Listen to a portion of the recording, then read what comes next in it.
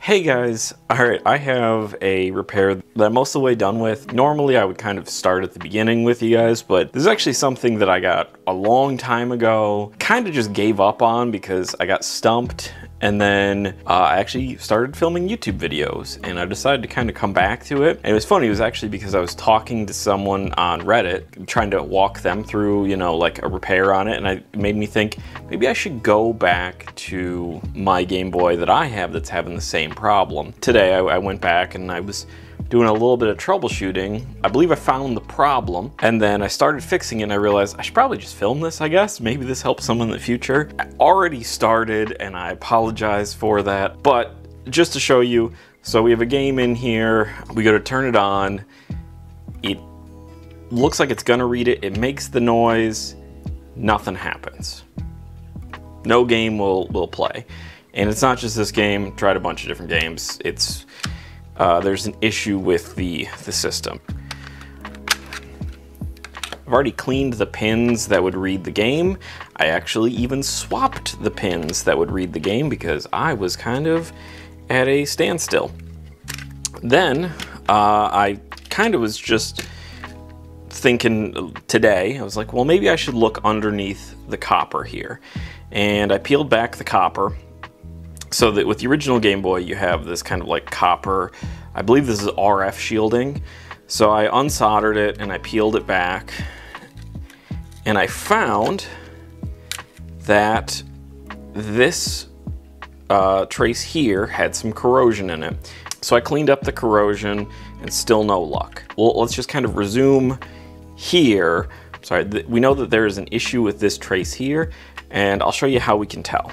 All right, so we've got our magnifier here. So if you look, you can kind of see one of these traces, one of these little pins here is kind of this, we got this nice rust color going on.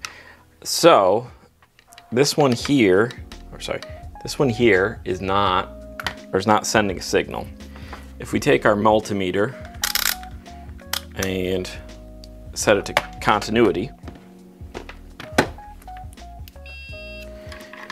so we should be able to hear if we touch two traces together that would normally talk to each other, we should hear the continuity. So you hear that beep? That's from touching two contacts that would talk to each other in the series. If we touch the hole, here it's not making the tone, showing that it's making contact. Now I scraped away a little bit here, and so we're getting contact there. But anywhere else we're not. And that includes if we go to the other side. So the other side we have here to here. These two spots make contact, so we should be able to make contact if we press through, but we don't. So that means those 2 points aren't talking to each other.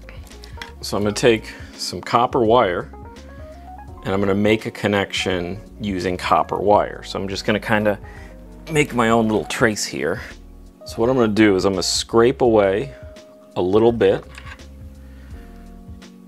So I'm going to scrape away a little bit of the trace right there, and I'm going to take some copper wire and I'm going to solder it to where I've scraped away the trace. Then I'm going to fish it through that hole, and then I'm going to do the same thing on the other side. So that way that should bridge the gap, and hopefully it's going to work.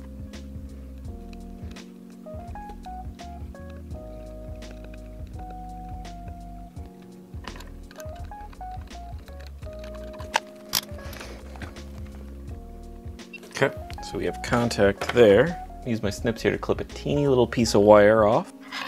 So I don't know if you can see how tiny this little piece of wire is that I'm going to be using. Add a little bit of flux.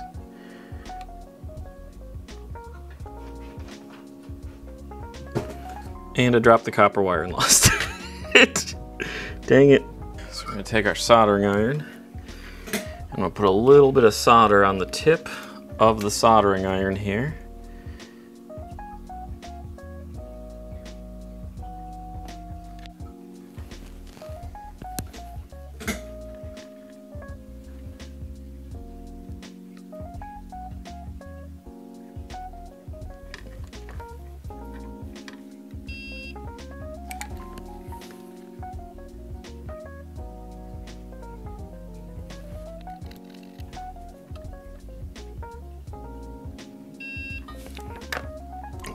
So we should have a connection there.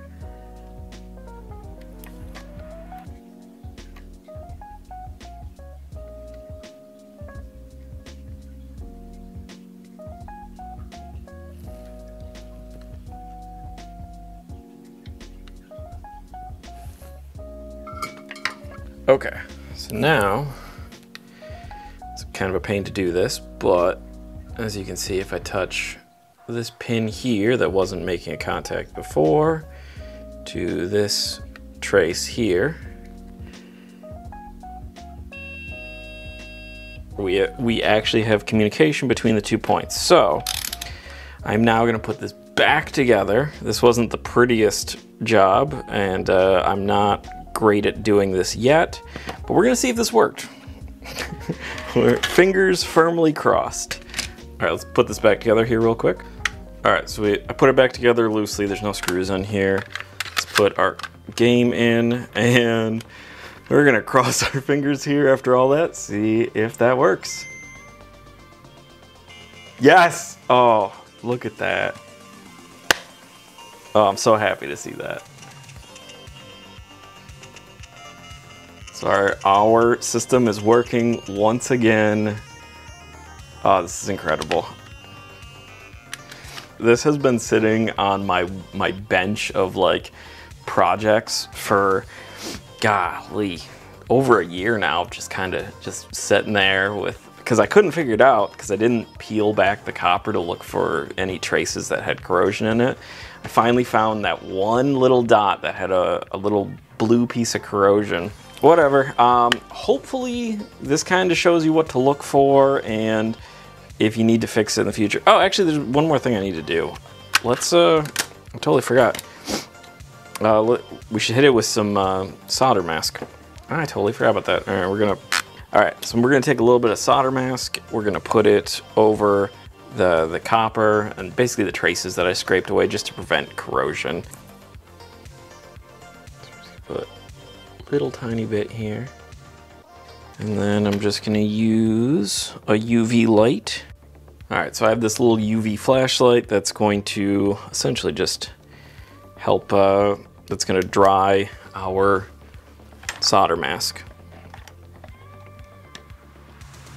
just gonna let that sit for a few minutes, come back to it. I'm gonna do the other side. The solder mask is dry.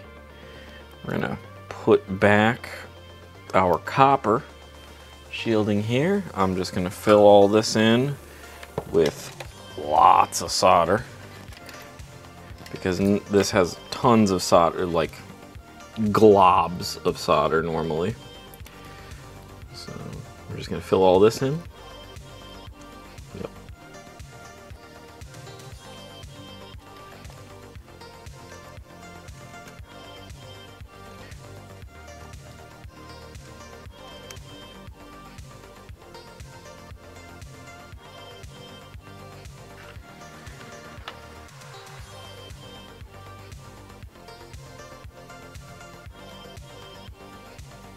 Just painting a little bit of solder mask on there to help stop corrosion on this side too. And then we'll just let that dry.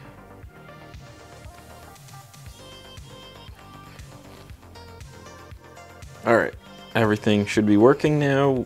Our solder mask has been put on, reattached the copper, I'm guessing RF shielding. All that's left to do is put it back together and hope that it still works, that I didn't break it somehow in between then and there. Well, let's find out. It's all back together, and we have one last step.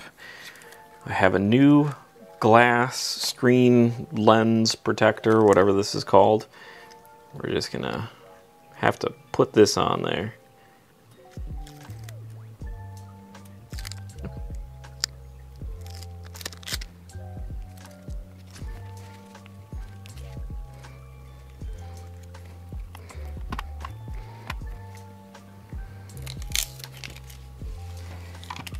Oh, look at that. I know, she's still in pretty rough shape. She's got some dings and dents in this thing. But I actually got this really cheap. I got this really cheap because I was told that this is broken. It's 4 parts only. You know, it just needed a little bit of extra love.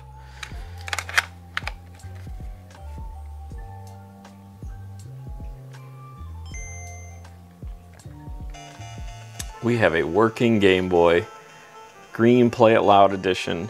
So if you've been following my channel at all, this is now the second green Play It Loud Game Boy that I fixed on the channel.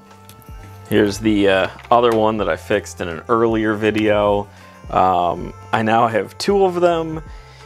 I'm probably just gonna keep this one, and this one I'm gonna try to rehome to someone, most likely one of my friends. I'm gonna see if they need or want a green Play It Loud Game Boy. But yeah, no, that's the end of the video. Hope you guys enjoyed that. Hope that helped someone fix an issue with their Game Boy, or even just show you how to do some trace repair with copper wiring. I know I didn't do the cleanest, most professional, best looking job, but I'm not a professional. I just do this for fun. This is just kind of a hobby. I like fixing things. I like saving old electronics. But yeah, I don't know. You know the drill. Leave a like and comment. There's the bell icon somewhere down there. I don't know where. That'll tell you every time that I post a video.